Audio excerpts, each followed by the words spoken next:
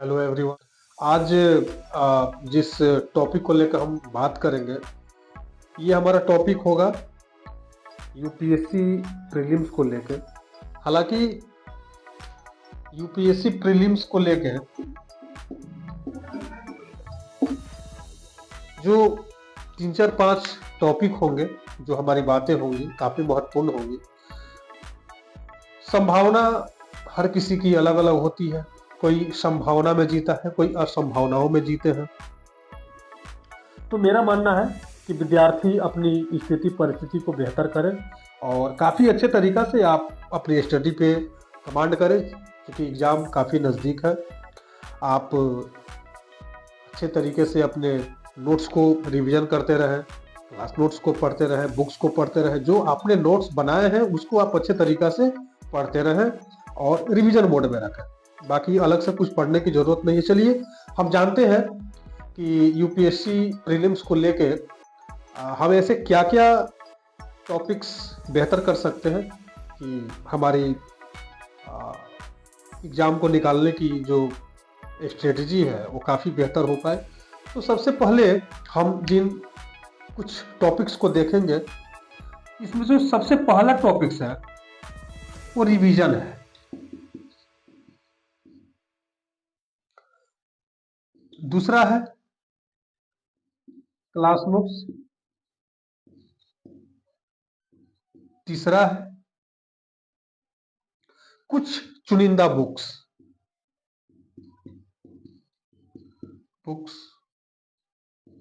जैसे M Laxmikant, etc. और सबसे जो अहम बात है, अगर हम रिवीजन करें तो पिछले 5 से 10 वर्षों का अगर हम क्वेश्चन देख लें और उसको अगर हम बार-बार, हालांकि ऐसा होता नहीं है कि कुछ वर्षों का पेपर है तो कभी ऐसा होता है कि एक आध प्रश्न इधर से उधर होने की संभावना बनी रहती है, बट ऐसा होता नहीं है। क्योंकि क्वेश्चन सेट करने वाला व्यक्ति काफ़ी माहिर होते हैं और काफ़ी योग्य और उच्च विचारधारा वाले व्यक्ति होते हैं। अब यूपीएससी का जो लेवल है वो पहले वाला है नहीं। हर साल इसकी चेंजिंग हो रही है। हर साल इसकी जो रूपरेखा है वो अलग-अलग तरीके से आ रही है। इस साल का पैटर्न कुछ और है, पिछले साल का पैटर्न कुछ और है, इस साल की स्थितियाँ कुछ और बनेगी। आप पढ़ के जाओगे कुछ और, वही चीज़ को पूछा जाएगा कुछ और तरीका से। तो ये कहना मुश्किल है। हालाँकि हम चाहेंगे कि हमारी जो इन सभी चीज़ों पे जो हमारा कमांड हो वो बेहतर हो। जैसे पहला है रिवीजन। रिवीजन हम करते रहें। जो हम क्लास नोट्स पढ़ रहे हैं, बुक्स पढ़ रहे हैं या कुछ चुनिंदा बुक्स को अगर हम पढ़ रहे हैं, आप उसी चीज़ को बार-बार पढ़ते रहें, रिवीजन मोड में रखें। और आप अगर किसी अच्छे कोचिंग क्लास को ले रहे हैं, कोचिंग क्लास को अगर आप लेते हुए आप टीचर्स के द्वारा जो आपको नोट्स उपलब्ध कराए गए हैं, जैसे पॉलिटी का हो गया, इकोनॉमी का हो गया, ज्योग्राफी का हो गया, हिस्ट्री का हो गया, तो इन सारी चीज़ों को आप जिस नोट्स को आप पढ़ रहे हैं, उस नोट्स को बार-बार रिवीजन मोड में रखें, बार-बार उसको पढ़ते रहें। एंड एम लक्ष्मीकांत जो पॉलिटी का सबसे अहम भाग और हिस्सा माना जाता है, जहाँ से प्रश्न आते ही आते हैं। जैसे राज्य के नीति निर्देशक तत्व है, कार्यपालिका, विधायिका, न्यायपालिका है, विशेषाधिकार है, प्रियम्बल यानी कि प्रस्तावना है। यहाँ से प्रश्न आते जाते हैं, राष्ट्रपति है। तो इन चैप्टरों को आप काफ़ी बेहतर तरीका से पढ़ लें, काफ़ी बेहतर तरीका से उसके एक नोट्स बना लें। चूँकि यूपीएससी में इन सभी चैप्टरों से प्रश्न आते हैं। ऐसा नहीं है कि प्रश्न अलग से आते हैं। अगर आप प्रियम्बल को देखें, वहाँ से भी प्रश्न उठते हैं। विशेषाधिकार को देखें, वहाँ से भी प्रश्न बनते हैं। और राज्य के जो नीति निर्देशक तत्व है, वहाँ से प्रश्न बनते हैं। राष्ट्रपति है, कार्यपालिका, न्यायपालिका, विधायिका, जुडिशरी, इन सारी चीज़ों से जो प्रश्न बनते हैं, वो काफी अंदर से गहराई से उसको ढूंढ के निकाला जाता है और आप तक पहुंचा दिया जाता है एग्जाम के रूप में। तो आप उसको बार बार पढ़ें। हालांकि ये आप गलती ना करना कि इसको एक बार पढ़ लिए फिर से दोबारा हम रिवीजन ना करें, ऐसी गलतियां तो बिल्कुल नहीं होनी चाहिए। और मैं आप सबसे यही आग्रह करूंगा कि जो भी पढ़े, जैसे भी पढ़े, अच्छे तरीका से पढ़े। और सबसे जो लास्ट हमारा बातें होंगी, 5 से 10 वर्षों का क्वेश्चन। हालांकि ऐसा होता नहीं है कि 5 से 10 वर्षों का हम क्वेश्चन पढ़ लिए तो मेरा पीटी निकल गया, ऐसा कुछ नहीं है। एक संभावित आपकी जो स्ट्रेटेजी है और एक संभावित जो प्रश्नों का जो आपके पास जो संकलन आएगा, उस संकलन के आधार पे आप अपनी तैयारी को बेहतर कर सकते हैं। आप उन 5-10 सालों के क्वेश्चन को टिक आउट करें, उसमें से देखें उसमें से देखें कि जो जीएस के पेपर हैं, आप कितना आप बना पा रहे हैं निगेटिव मार्किंग को ध्यान में रखते हुए। तो आप उन्हें भी आप सॉल्व करते रहें। अभी आप फोकस करें कि आपकी पीटी निकले, मेंस है, इंटरव्यू है। तैयारियां बेहतर होंगी, तैयारियां बेहतर होंगे। आप अगर चाहें तो आप अपनी स्ट्रेटेजी को मजबूत कर सकते हैं। ये आपके ऊपर है। संभावना अगर आप व्यक्त कर रहे हैं कि आपको एग्जाम निकालना है और अच्छे तरीका से निकालना है, तो मेरा मानना है कि आप अगर थोड़े से समय में अगर इन सभी टॉपिक्स पे अगर आप थोड़ा थोड़ा कमांड कर ले, थोड़ी थोड़ी अगर बातें कर ले, तो हमें लगता है कि आपकी जो स्थितियां हैं वो काफी अच्छी बन सकती है।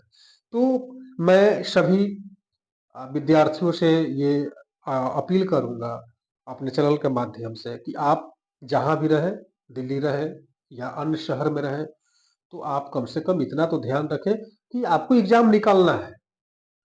निगेटिव चीजों से बच के रहें, पॉजिटिव बने रहें और गलत संगत में ना रहें। गलत चीजों पे आप अपने ध्यान को न दें, आप अपनी स्ट्रेटेजी पे पूरा ध्यान दें, बुक्स पे पूरा ध्यान दें। और सबसे जो अहम बात है वो ये है कि आप जैसे दिल्ली में बहुत सारे कोचिंग वाले हैं, वो टेस्ट लेते हैं, मैगजीन टेस्ट अपने क्लास का। आप उसे भी ज्वाइन कर लें, 3-4-5 कोचिंग को आप ज्वाइन कर लें और उनके जो पीटी का जो टेस्ट होता है, साप्ताहिक जो टेस्ट लेते हैं, आप उनमें भी हिस्सा लें। और आप घबरा के कोई क्वेश्चन को सॉल्व ना करें।